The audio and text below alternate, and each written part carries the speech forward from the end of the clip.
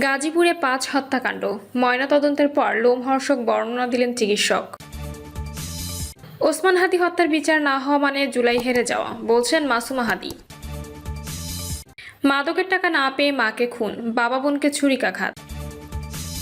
BNP গণতন্ত্রের কথা বলে বলে ১৭ বছর রাজনীতি করেছে, এখন ক্ষমতায় বসে গণতন্ত্রকে হত্যা করছে, বলছেন আসিফ মাহমুদ। এবং সর্বশেষ জানাবো, যুদ্ধে ইরানের পাশে আছে চীন, তবে ভিন্ন কৌশলে। ইরানের শক্তি বাড়িয়ে যুক্তরাষ্ট্রকে দুর্বল করছে চীন। দর্শক শুনছিলেন সংবাদ শিরোনাম, এবার জানিয়ে দিব বিস্তারিত সংবাদ। তবে তার আগে অনুরোধ থাকবে ভিডিওটিতে একটি লাইক দিন এবং ভিডিও সম্পর্কে আপনাদের গুরুত্বপূর্ণ মতামত কমেন্ট করে জানিয়ে দিন। গাজীপুরে ৫ হত্যাকাণ্ড, ময়নাতদন্তের পর লোমহর্ষক বর্ণনা দিলেন চিকিৎসক। গাজীপুরের কাপাসিয়ায় স্ত্রী, ৩ সন্তান ও শ্যালককে হত্যার ময়নাতদন্তের রিপোর্ট প্রস্তুত রয়েছে। রিপোর্ট দেখে হত্যার লোমহর্ষক কিছু তথ্য প্রকাশ করেছে চিকিৎসকরা। প্রতিবেদনে বলা হয়, নিহত শারমিন খানম, তার ভাই রসুল মোল্লা, বড় ২ মেয়ে মিম ও হাবিবাকে ধারালো অস্ত্র দিয়ে গলা কেটে হত্যা করা হয়। এছাড়া তাদের শরীরের বিভিন্ন অংশে নির্মমভাবে ধারালো অস্ত্র চালানো হয়। আর ছোট মেয়ে ফারিয়াকে ঘরের মেঝেতে ফেলে মুখ চেপে ধরে শ্বাসরোধ করে হত্যা করা হয়। চিকিৎসক এও বলেন, স্ত্রী শারমিন খানমকে ২ হাত ও মুখ বেঁধে নির্মমভাবে হত্যা করা হয়েছে। ফরেনসিক বিভাগের চিকিৎসক মোহাম্মদ মাজহারুল হক বলেন, হত্যার আগ মুহূর্তে নিহতদের কোনো চেতনানাশক দ্রব্য খাওয়ানো হয়েছিল কিনা সেটা নিশ্চিত হতে নিহতদের পেটের ভেতরে খাবার ও ঘরে পাওয়া নেশা জাতীয় দ্রব্যের বোতল, রান্না করা সিমাই ও অন্যান্য খাদ্যদ্রব্য সংগ্রহ করে সিআইডির ল্যাবে পাঠানো হয়েছে। ওই ল্যাবের প্রতিবেদন পেলে বাকিটা নিশ্চিত হওয়া যাবে। প্রসঙ্গত, গত শনিবার সকালে জেলার কাপাসিয়া উপজেলার রাউতকোনা গ্রামের সিঙ্গাপুর প্রবাসী মুজিবুর রহমানের একটি আবাসিক ভবনের নিচতলায় ২টি কক্ষ থেকে ওই ৫ জনের মর্ধে উদ্ধার করে পুলিশ। তারা গোপালগঞ্জে জেলা সদর থেকে জীবিকার তাগিদে গাজীপুরে বসবাস করতেন।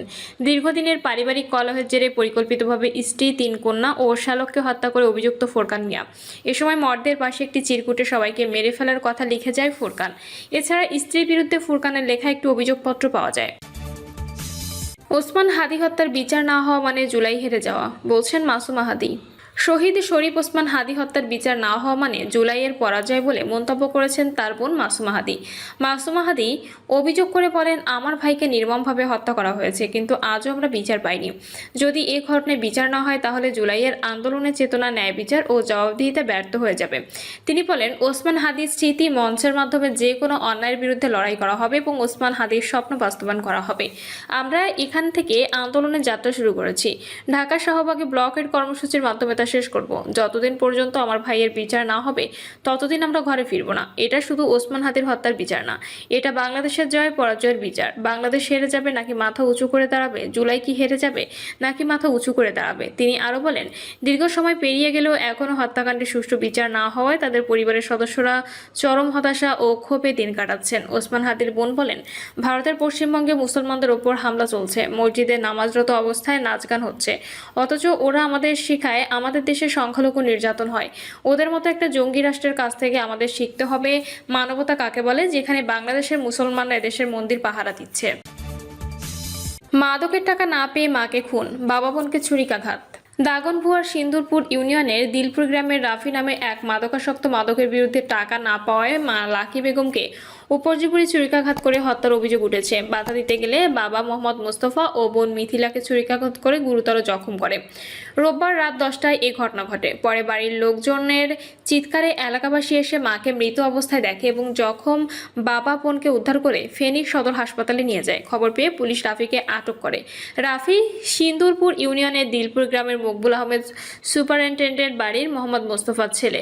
পুলিশ স্থানীয় সূত্রে জানা যায়, রোববার রাত 10টার সময় রাফি মা লাকি বেগমের নিকট নেশার টাকা চাইলে মা টাকা দিতে অস্বীকৃতি জানায়। তাতে ছেলে রাফি মাকে উপর্যুপরি ছুরিকাঘাত করে। বাবা ও বোন বাধা দিলে তাদেরকেও ছুরিকাঘাত করে। মা হাসপাতালে নেওয়ার পথে মারা যান। বাবা ও বোনের অবস্থা সংকটাপন্ন বিধায় উন্নত চিকিৎসার জন্য চট্টগ্রাম মেডিকেল কলেজে পাঠানো হয়েছে। স্থানীয়রা রাফিকে আটক করে পুলিশে খবর দিলে পুলিশ ঘাতক ও মাদকাসক্ত রাফিকে আটক করে। স্থানীয় সূত্রে জানা গেছে, উপজেলা সদর থেকে কুমিল্লা জেলার প্রান্ত সীমায় সিন্দুরপুর ইউনিয়নে অবস্থিত, তাই মাদক সেবনকারীদের জন্য নিরাপদ রুট এই অঞ্চল। দাগনভূয়া থানার ওসি ফেরদৌস বেগম ঘটনা নিশ্চিত করে বলেন, ঘটনা শোনার সঙ্গে সঙ্গে আমি সহ ওসি ফয়জুল আমিন নোমান ঘটনাস্থলে গিয়ে হৃদয় বিতারকে ঘটনার ঘাতক রাফিকে আটক করে থানায় নিয়ে আসে। সোমবার বিজ্ঞ আদালতে তাকে প্রেরণের জন্য প্রক্রিয়াধীন আছে। বিএনপি গণতন্ত্রের কথা বলে বলে 17 বছর রাজনীতি করেছে, এখন ক্ষমতায় বসে গণতন্ত্রকে হত্যা করেছে, বলছেন আসিফ মাহমুদ। বিএনপিকে গণতন্ত্রের কথা বলে বলে বিগত 17 থেকে 18 বছর রাজনীতি করতে দেখা গেছে, কিন্তু দলটির চেয়ারম্যান তারেক রহমান ক্ষমতায় বসে গণতন্ত্রকে গলা টিপে হত্যা করছেন। এই কথা বলেছেন জাতীয় নাগরিক পার্টির মুখপাত্র আসিফ মাহমুদ সজীব ভুঁইয়া। স্থানীয় সরকারের বিভিন্ন জায়গায় প্রশাসক বসানোর পর প্রশাসকদের মেয়র পদে ভোট চেয়ে প্রচার সম্পর্কে কথা বলতে গিয়ে এ কথা বলেছেন তিনি। আসিফ মাহমুদ বলেছেন, স্থানীয় সরকারে যাদের প্রশাসক হিসেবে বসানো হয়েছে তারা প্রশাসকের পদে বসে থেকে ভোট চাইছেন। সিটি কর্পোরেশনের প্রশাসকের কাজ নগর পরিষ্কার পরিচ্ছন্ন রাখা, কিন্তু তারা পোস্টার দিয়ে পুরো নগরের সব দেয়াল ভরে ফেলেছেন। বিএনপিকে গণতন্ত্রের কথা বলে বলে বিগত 17 থেকে 18 বছর রাজনীতি করতে দেখা গেছে, কিন্তু তারেক রহমান ক্ষমতায় বসে গণতন্ত্রকে গলা টিপে হত্যা করেছে। নির্বাচনের নিরপেক্ষতার স্বার্থে আমরা এর আগেও দাবি জানিয়েছি, প্রশাসকের চেয়ারে বসে নির্বাচন করা যাবে না। যদি তারা নির্বাচনে অংশগ্রহণ করেন তাহলে নির্বাচনটা একদম শুরু থেকেই বিতর্কিত, একপক্ষীয় হবে এবং নির্বাচনে কোনো ধরনের লেভেল প্লেইং ফিল্ড থাকবে না। যুদ্ধে ইরানের পাশে আছে চীন, তবে ভিন্ন কৌশলে। ইরানের শক্তি বাড়িয়ে যুক্তরাষ্ট্রকে দুর্বল করছে চীন। সাম্প্রতিক যুদ্ধে সবাই তাকিয়ে ইরানের দিকে, কিন্তু আড়ালে আসলে খেলছে কে? মধ্যপ্রাচ্যের উত্তপ্ত রাজনীতিতে আবারও নতুন মোড়। ইরান, ইসরায়েল ও যুক্তরাষ্ট্রের চলমান উত্তেজনা যখন বিশ্বজুড়ে উদ্বেগ তৈরি করছে, তখন সবচেয়ে বড় প্রশ্ন, চীন আসলে কোথায় দাঁড়িয়ে?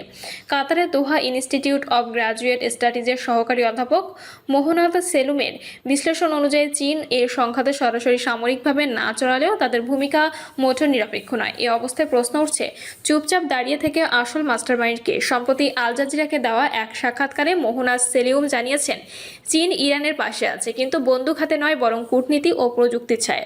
বিশ্লেষকদের মতে বেইজিং খুব ভালো করেই জানে ইরানের পক্ষে সরাসরি যুদ্ধে নামা মানে যুক্তরাষ্ট্রের সঙ্গে ভয়াবহ সংঘাতে জড়িয়ে পড়া, যার খরচ হবে বিশাল। তাই চীনের কৌশল হচ্ছে সামনে শান্ত থেকে ভেতরে কৌশলগত সহায়তা করা, এমনি দাবি করেছেন মোহনাজ সেলুম। তিনি আরও জানান, ইতোমধ্যে জাতিসংঘ নিরাপত্তা পরিষদে ইরান বিরোধী কিছু প্রস্তাবের বিরুদ্ধে ভেটো দিয়েছে। বিশেষ করে কর্মুজ প্রণালী ঘিরে ইরানকে চাপ দেওয়ার প্রচেষ্টায় চীন বাধা হয়ে দাঁড়িয়েছে। অর্থাৎ চীন শুধু দর্শক নয়, মঞ্চের ভেতরেও শক্তিশালী খেলোয়াড়। তবে সবচেয়ে বিতর্কিত অংশ হলো এখানেই। বিশেষজ্ঞদের ধারণা অনুযায়ী চীন সরাসরি অস্ত্র না দিলেও কিছু চীনা কোম্পানি নিষেধাজ্ঞার তালিকাভুক্ত নেটওয়ার্ক প্রযুক্তিগত শিল্প সহায়তার মাধ্যমে ইরানকে পরোক্ষভাবে শক্তিশালী করতে পারে। এটা এমন এক কৌশল যেখানে হাত পরিষ্কার থাকে কিন্তু প্রভাব থাকে গভীর। তবে প্রশ্ন আসতে পারে, কেন চীন এমন করছে? বিশ্লেষণ অনুযায়ী চীনের মূল লক্ষ্য তিনটি: যুক্তরাষ্ট্রের একক আধিপত্য কমানো, মধ্যপ্রাচ্যের প্রভাব বাড়ানো এবং জ্বালানি ও কৌশলগত রোড নিরাপদ রাখা। চীন চায় না বিশ্ব এমনভাবে সাজানো হোক যেখানে ওয়াশিংটন একাই সিদ্ধান্ত নেয়। তবে এই ছায়াযুদ্ধ কৌশলে চীনের জন্য সহজ নয়, কারণ একদিকে যুক্তরাষ্ট্রের চাপ, অন্যদিকে নিষেধাজ্ঞার ঝুঁকি। আর মধ্যপ্রাচ্যের জটিল রাজনীতির একটি ভুল হিসাব পুরো কূটনৈতিক ভারসাম্য নষ্ট করতে পারে। চীন কি তবে নতুন ধরনের যুদ্ধ কৌশল নিয়ে খেলছে, যেখানে বন্দুক নয়, কূটনীতি আর প্রযুক্তি মূল অস্ত্র? বিশ্লেষকরা বলছেন এটা সরাসরি যুদ্ধ নয়, কিন্তু এর প্রভাব যুদ্ধের মতোই গভীর। আর সবচেয়ে বড় প্রশ্ন এখনও রয়ে গেছে, চীন কি সত্যিই নিরপেক্ষ নাকি আড়ালের সবচেয়ে বড় খেলোয়াড়?